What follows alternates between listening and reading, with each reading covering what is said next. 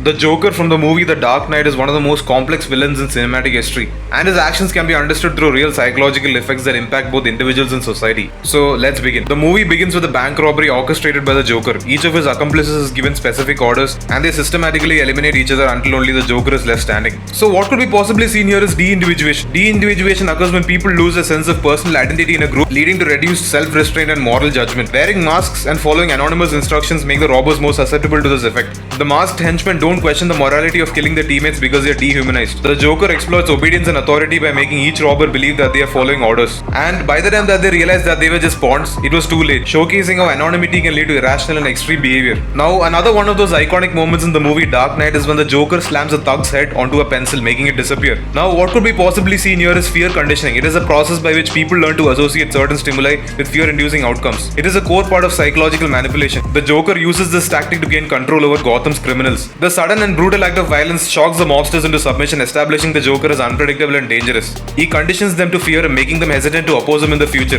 This is similar to psychological intimidation tactics used in real-world high-stress environments such as interrogation settings. And then we see another scene where Batman is beating the Joker and Joker laughing in the police station. In this tense scene, Batman interrogates the Joker trying to extract information about Harvey Dent and Rachel Daves. But the Joker turns the tables, laughing and taunting Batman, proving that physical violence does not intimidate him. So what could be possibly seen here is the Dark Triad. The Dark Triad consists of three personality traits, that is psychopathy, Machiavellianism and narcissism. Psychopathy, that is lack of empathy, impulsivity and antisocial behavior, and Machiavellianism, that is manipulation and exploitation of others, and narcissism, that is extreme self-interest and a sense of superiority. The Joker demonstrates psychopathy by remaining emotionally detached and even laughing while being beaten. His Machiavellian tactics manipulate Batman into realizing that he cannot control the Joker's actions. His narcissism shows through his belief that Gotham needs him as an agent of chaos. This scene illustrates how true psychopaths don't respond to traditional intimidation. It is a trait observed in criminal psychology studies. Now let's look at another scene where there is a social experiment. The Joker's social experiment forces two groups, prisoners and civilians, to choose between blowing up the other boat or being destroyed themselves. What could be possibly seen here is the prisoner's dilemma. It is a concept in game theory where individuals must decide between cooperation and betrayal, often leading to irrational choices due to fear. Then there is also diffusion of responsibility. It happens when individuals assume that others will take action, leading to inaction in critical moments. Here, both groups hesitate because they believe someone else will make the hard decision, showcasing diffusion of responsibility. This dilemma forces them to weigh self-preservation against morality, highlighting real-world psychological struggles in life or death situations. The Joker assumes that human nature is selfish and that one side will destroy the other, but this scene ultimately disproves his belief in the inherent corruption of people.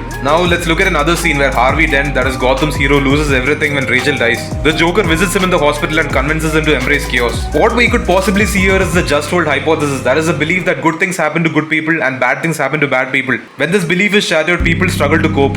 And then there is also cognitive dissonance. It happens when someone's beliefs and actions don't match, causing inner conflict. Harvey used to believe in justice, but Rachel's death makes him feel betrayed by the world. To deal with this, he convinces himself that chance is the only fair way to decide things. The Joker manipulates this moment of weakness, turning Harvey into Two-Face. This shows how people can change completely when their core beliefs are destroyed. The Joker is terrifying because he understands how the human mind works. He uses real psychological effects to manipulate people and create chaos. What this shows us here is how people lose their identity in a group. That is, we see that in the bank heist, how fear can control people, and how true psychopaths manipulate others. That is, we see that in the interrogation scene between Batman and Joker. And then how people struggle with moral dilemmas. That is, we see that in the social experiment. And also how losing hope can change someone completely. That is, we see that in Harvey Dent's fall. The Joker is not just a villain, he is a master of psychological warfare. And if you guys found this character really interesting, please leave your thoughts in the comments. And if you guys enjoyed this video, please leave a like, share and subscribe to this channel, and I will see you guys in the next one.